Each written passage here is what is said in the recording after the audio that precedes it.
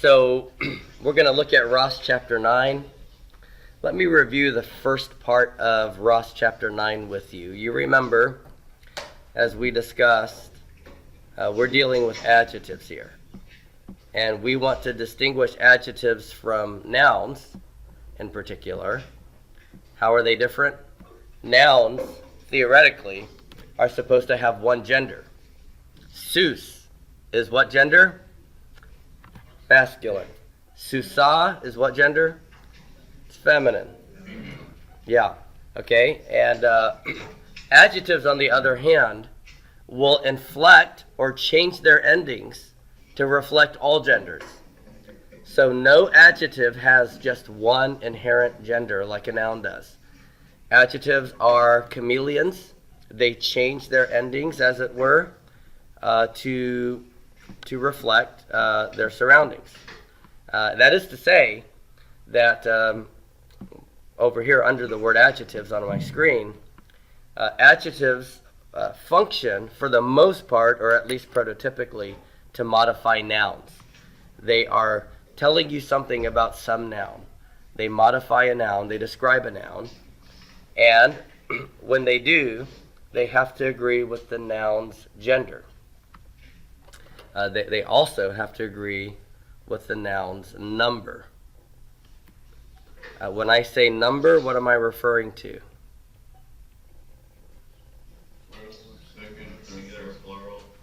Yeah, number has to do with plurality, singular versus plural.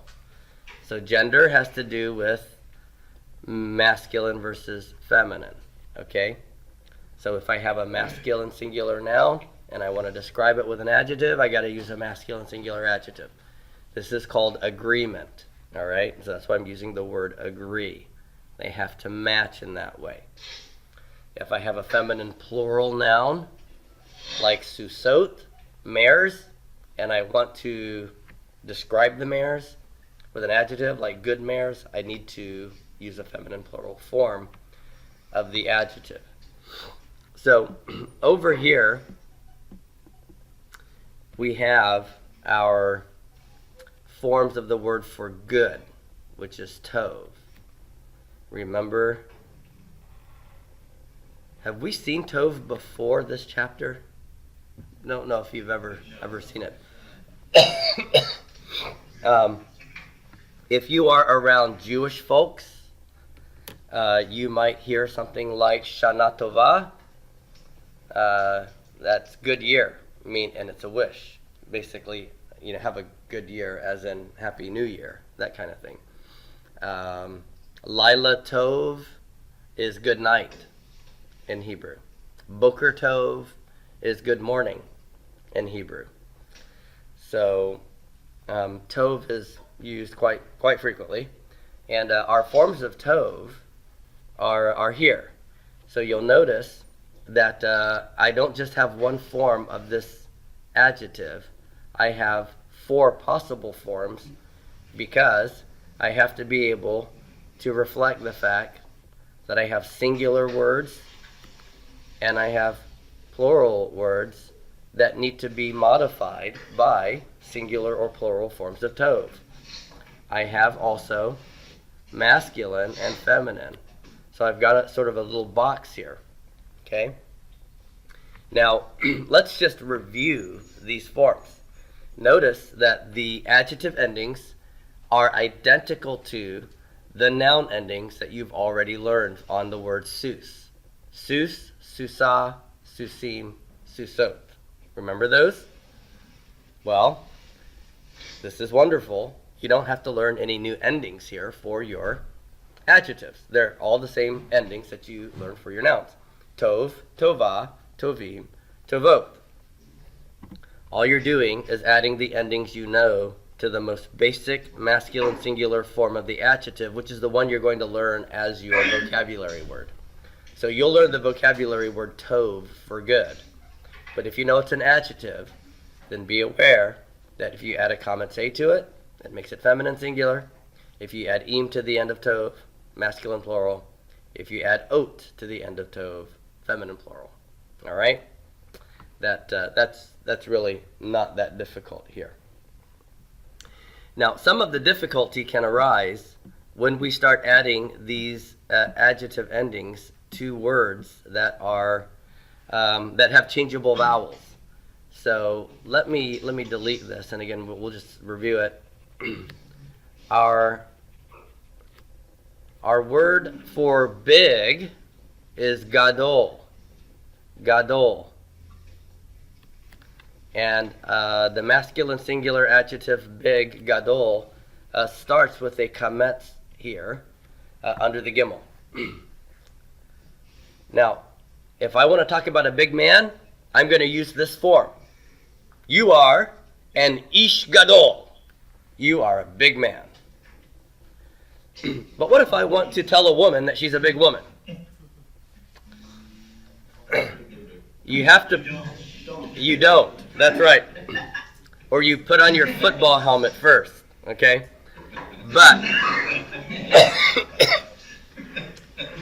But you're going to use isha, which is feminine singular, and now you have to use a feminine singular form of gadol. How do you do that? Well, you do it by changing the ending, right? What are you going to add to gadol? A kametz. A. Good. And that would, under normal circumstances, seem like the easiest and most rational thing to do. But Hebrew has syllable structures and rules that govern them that also kick in. Okay? So before I add this beautiful kametz hey, gadol, okay, without the kametz hey here, gadol, I had two syllables. And this was open and free tonic. This was closed and tonic, right? Gadol, gadol. Remember my rules. Old preacher sermons are long means open pretonic syllables require what? Long vowel. And is kametz long here under the gimel? Yes, kametz is a long A vowel. So in the masculine singular form gadol, this is following my rule. Over here though, what am I doing? I am adding a vocalic ending. What's a vocalic ending? It's an ending that starts with a vowel, right? The ending starts with a vowel. Kametz hey is a vowel. I'm adding a vowel to the lamed. That means that the lamed will no longer close the syllable. It sees this vowel here. It says, hey, I want to go with you and start a new life together. Where's the stress going to go when I add this kametz hey? It is now on the end. This do is no longer closed. It is open. Is it tonic? No, it's now pre-tonic.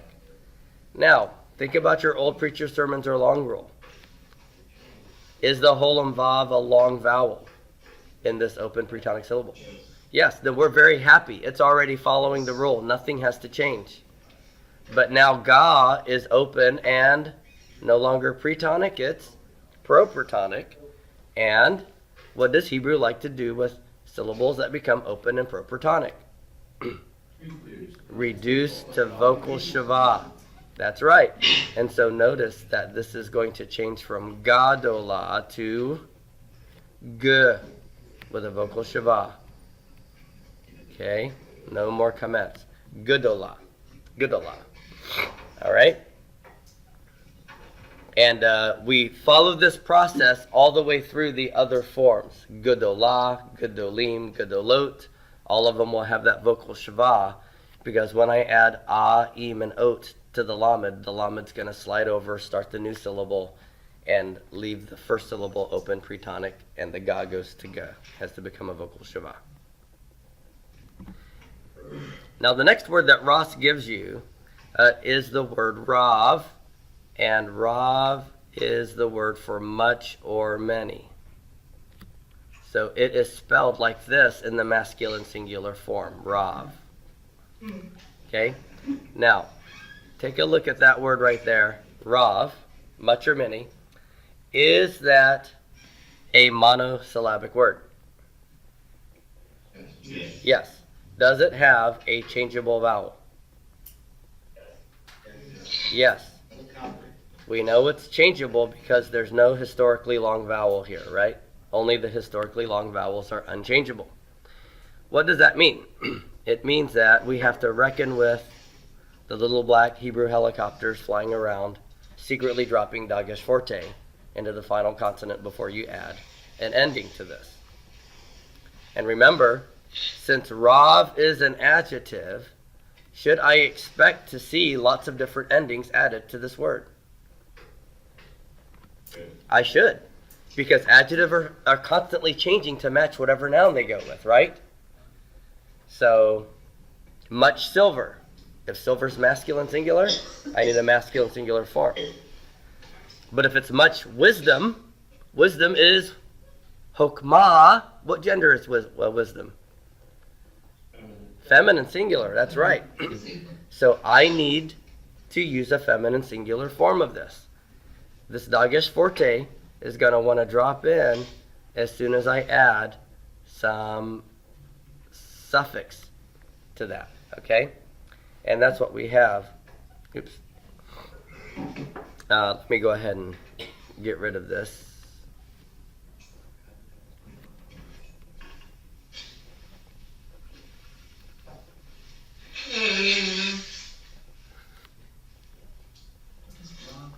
I am not the only one who's feeling sick.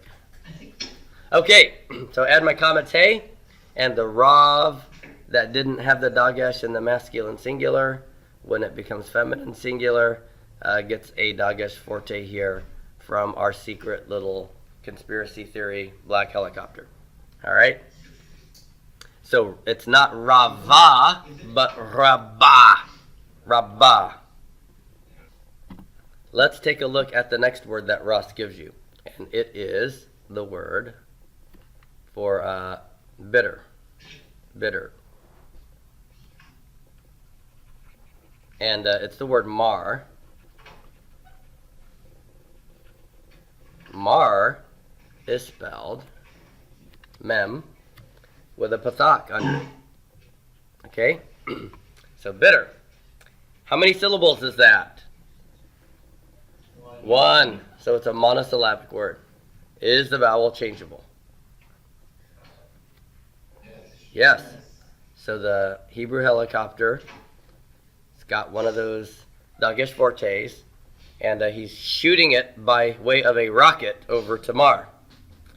And when we want to talk about a bitter woman, because remember Mar with no ending is masculine singular, but we want to produce the feminine singular form.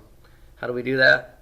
Well, we add a comma te, and once I take this monosyllabic word with a changeable vowel and add an ending, I want to drop a Dagesh forte there. Can I do that? Is that kosher? It is not, because of the guts gang, right? Remember the guts gang? What are my guts? Aleph, ayin, hey, chet, and resh is my guts wannabe. And all of them do what with Dagesh forte? They don't take it from anyone, right? So we are going to reject the Dagesh forte here. And when that happens, the vowel before it says, whoa, I'm missing a doubled consonant after me. I feel like I need something to compensate for that. You threw away my Dagesh forte. Make up for it.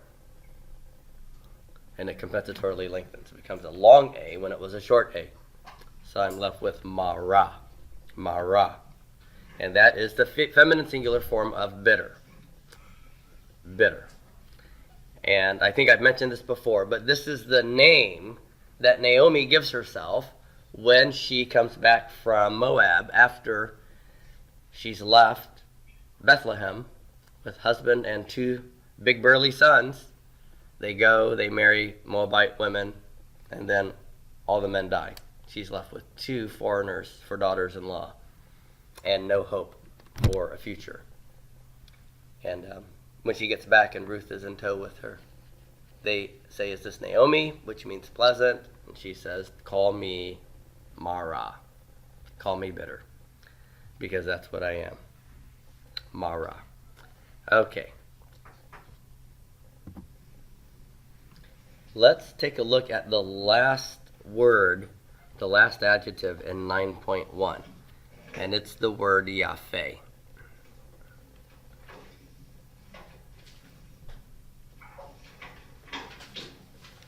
All right. Yaffe means handsome or beautiful. Okay? He does give you the meaning here. So this is the masculine singular form. Of course, in English, when we want to talk about the good looks of a man, we don't use pretty or beautiful. We use handsome, right? There's a kind of semantic rule that we follow for this sort of thing. Of course, if you refer to a man as pretty, usually you're trying to be insulting, right? Okay. So just be aware that in your English translations, the requirements of our language are that you will switch your lexeme, you'll switch your word to talk about this. Hebrew is going to use this form in its variety of genders for the same concept, whether it's masculine or feminine person you're talking about. But what I want you to see here is that the end of your adjective for Yaffe is segol hey. Segol hey. Look at that hey for a minute. Is that hey a real consonant hey, or is that a mater hey? And how would you know? Is it a real hey or a mater hey? Okay, I heard the word mapik. Is there a mapik in that hey? No. No mapik. So is the hey real or not real? It is not real. It is a fake, phony hey. It's a mater. And because it's a mater, if I wanted to add a feminine singular ending to this to refer to a beautiful woman, could I add a vowel to a hey that is functioning as a vowel? Can I add a comate to a mater hey? No, I can't do that, right? Remember, I can't stack vowels with vowels. Every vowel needs what? A lead consonant in front of it, right? So we can't do this. So what do we do in Hebrew if we have a masculine singular word with a mater and we want to add a comate vowel to it? What you do is you remove the historically long vowel here. This is one of the less frequent historically long vowels, so we don't actually even have it in our vowel chart, but you know it exists. You saw it in Moshe, right? But we're going to completely remove the segol hey, and we're going to be left with the stem of the adjective, yaf. Okay? So we take Yaffe, remove the A, we're left with Yaf. That leaves me with a consonant at the end, doesn't it? And now I can add any vocalic ending I want here. Okay? So what do? I take Yaf, I want to make it feminine singular, I add a comate to that. So that's now feminine singular, beautiful woman. Okay? If I want to make it masculine plural, I go back to Yaf, Yaffe, drop the A, I've got Yaf, and I add Kirik Yod to the pay. Yafim, right? And then for the feminine plural, go back to Yaf and add Ot. Okay, so do you remember, you might be going, well, Dr. Marshall, if I have Yaf, that looks like a monosyllabic noun and I'm adding endings to it. Why doesn't the Dagesh Forte drop in here? Were any of you thinking that? Okay, yes, good. Hopefully none of you were thinking that, but just in case some of you were, let me just remind you. The rule here is when you have a word that you start with that is one syllable. Is Yaffe a one-syllable word? No. Yaffe is not a one-syllable word. So this is what we're starting with. And through the process, we're chopping off pieces to add what we need to, okay? So this is not a situation where we're going to drop a Dagesh Forte in, because Yaf is not the word, right? Yaffe is not the word. It's really Yaffe, and we're just manipulating Yaffe. So there you go.